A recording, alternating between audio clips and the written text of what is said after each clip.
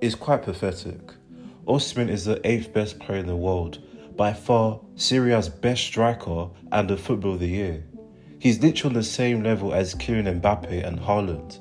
So I don't understand this mistreatment and disrespect from clubs like Chelsea and Arsenal. Chelsea's best striker is Nicolas Jackson, and everyone knows that he has no business playing as a starting striker for Chelsea. He's just not good enough.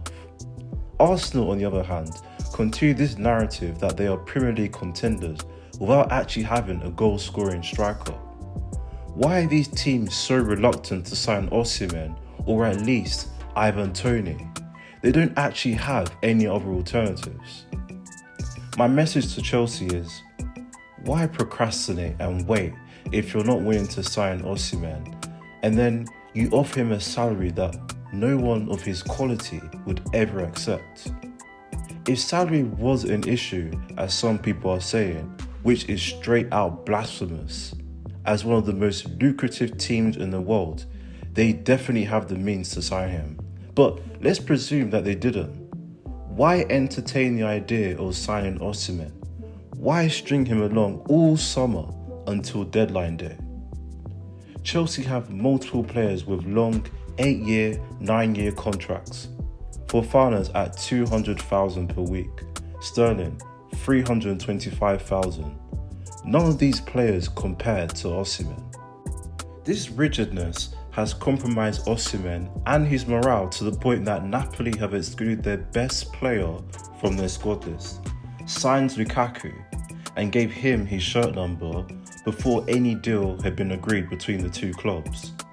This is the greatest level of disrespect I have ever seen in a transfer window. This is Lukaku's third team in Serie A. He couldn't care less about Napoli.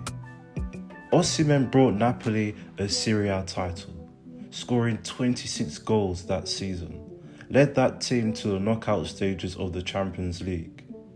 He's the one player that's actually making your club have any form of relevancy over the last 33 years, and this is how you treat him.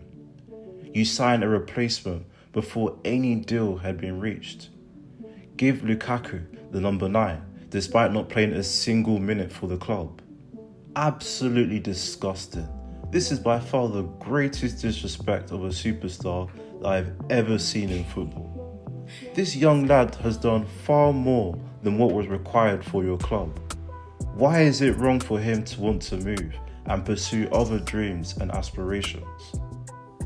This is not the first time a Nigerian national player has been strung along by a club only for the deal not to go through.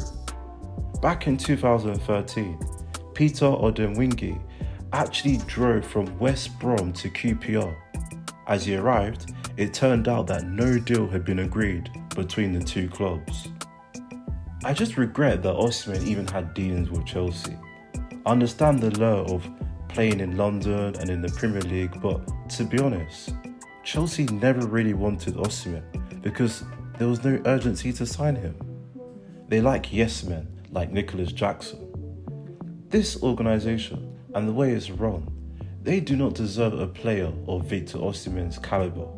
And I look forward to seeing how many games they'll win with Jackson as their number 9 this season. What about another black superstar in Kylian Mbappe?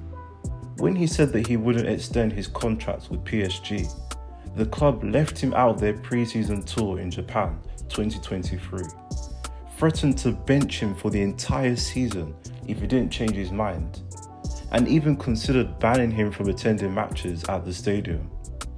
This mistreatment of black superstars has gone out of hand and must stop. I'm so glad that Osimhen didn't reduce himself by accepting that Chelsea deal.